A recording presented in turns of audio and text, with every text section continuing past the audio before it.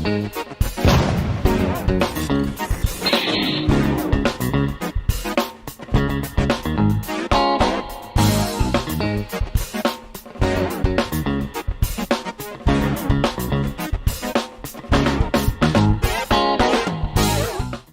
morning, lovely people. Welcome back to Nut's Knackers Yard. I'll be Nut. This won't be my Knackers Yard, this will be the petrol station. I ran out of fuel on the way back from work tail end of last week.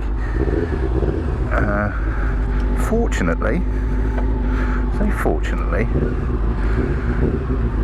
this thing is of the era of having reserve tanks, so I had enough to get home. And it did make me wonder why modern bikes, why reserve tanks aren't quite such a thing anymore as they once were. Yeah, so enough to get me home, enough to help me out do a couple of other bits, so I'll go into that in a sec. Made a mental note thinking must get some fuel on the way to work, and it literally got me to the petrol station and cut out on the way in, as in I'd turned in and then just freewheeled to the bump. Perfect. So it was running rough as fuck beforehand. I was wondering what the hell was going on, but no, all back and all good now, which is nice. Mental note in that bikes run better with fuel in them. I nearly filled it from a can, but then I realised the canned fuel that I currently have is the stuff that came out of Roo, which is alright, but I'd rather use it in a lawnmower, frankly, than put it in a bike. Certainly not on its own. I don't mind mixing old fuel, so 50-50 with new stuff, but when there was literally nothing left in this, I don't really want to go pouring stale fuel, or staler fuel I suppose, on top. I'll just chuck it in as a percentage, it'll be fine. Yeah, what else have I done? I've changed the indicators. Didn't need to. I did have cheap LED ones in there. They looked like cheap LED ones, to be honest. It wasn't an aesthetic thing, but they were shit. I think they'd started to go as well, because not all of the LEDs were still going. I had them off one of the inline resistors in the front, which obviously bulks out the headlight a little bit more, but they were just shit. They just couldn't really see them, and it's just one of these, life is all about learning. Every day's a school day, yada yada yada. I'm not going to be buying the world's cheapest indicators anymore. I'll use my pennies and just get some slightly better ones. Don't get me wrong, they're still going to be, quite often China's greatest, but actually, yeah, it's a false economy getting super cheap. And I can't remember if I bought these or whether or not they were handed off to me, but every time I looked at them I just thought they're really not very bright, and the more and more I looked at them, plus we've had some bright weather recently, haven't we? Obviously not this morning. We've had some bright weather this morning, which reduces the visibility, etc. Just makes it harder to see. It makes it harder for you to telegraph your intent to other road users. So I grabbed the indicators. What did I get them for? Oh, I got them for Beast. They were going to go at the front. So the blacked out ones with the misted, I'll show you on a still photo here. So the blacked out smoky ones that I bought, I only bought a pair because I was just going to put them on the front before I went for the big old, I think, Enfield ones that I put on the Beast. But I did have the two that I'd painted black as well, so they've gone on the back. So they don't quite match. I've got smoky lenses on the front and not on the back. Yeah, whatever, that's fine. They're the same style, same shape. Fundamentally, they look the same with a bike between them. Put them next to each other, and they look, put them next to each other, i.e. an inch away from each other, they'll look different. But actually, with a big lump of bike between them, they look absolutely fine. But more importantly, they actually telegraph your intent better. Let me see if I can. There you go. Look, you can actually see it flashing, which you couldn't with the others. Don't get me wrong, still cheap, still Chinese, but better. And I'm kind of going that way with a lot of my bits and pieces. You know, it's designed for bulbs, just get decent bulbs rather than go through the whole palaver of inline resistors, etc, etc, just so you can get LED ones which aren't as bright as the bulb ones, fundamentally, unless you want to do something funky, like, you know, have them progressive flash and all that sort of thing. That's fine.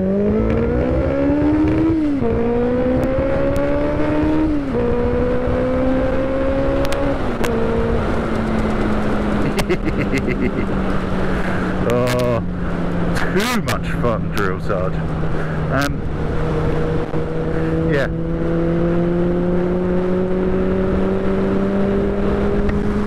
Just close you up. Probably shouting at you now, so you can hear me over this little shouty boy, who is just way too much fun. What's going on? I haven't sold anything yet. Starting to get a little bit annoying because I'm running out of things to do. No, it's not. I mean, I've said many times before, you know, it's the channel that is in support of the bikes, not the other way around. So I'm not desperate to get something in just so I can turn a spanner and put out a video. That's not the point. What I have done though is I've put Rue on the market. I've aimed high. I've gone for 3k and see if I get any offers below that. I think it's worth more than that, but frankly, you know, a bike is worth what somebody's prepared to pay for it. And with inflation and everything else, and panic over fuel costs, etc, etc, I just think people have got less money. Although I use a bike daily, and it is a form of transport for me, I've also got to realise that it's a luxury for most, or luxury for many, I should say. Is a bit of a broad generalisation to say for most. So yeah, so that's on the market. We'll see how it goes. I'm still looking for bikes. I have found one distinct possibility. With my only, you know, my principal concern is that it is boring. But I'm having one of those many heart and head conversations at the moment as to whether or not, as to what my principal driver is and what, you know, what I want it for. And I'm a terrible shopper. I'm a terrible customer, because it's solidifying what I'm after, what I want, what are my requirements. Now, I have worked in various organisations, but I have worked in procurement of stuff before, so buying stuff on behalf of others, and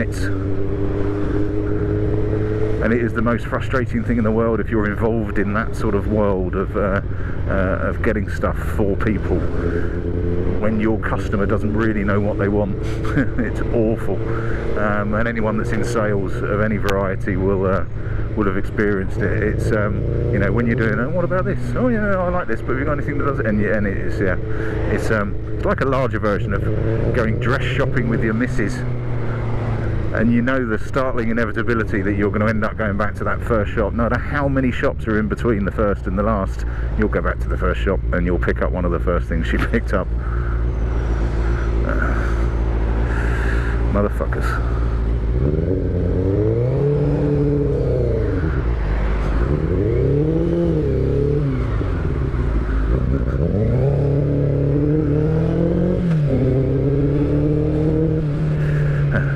Yeah, so that'll happen, but you know, and that's my problem, is knowing what I want, and my requirements are so woolly that actually nailing down what it is tricky,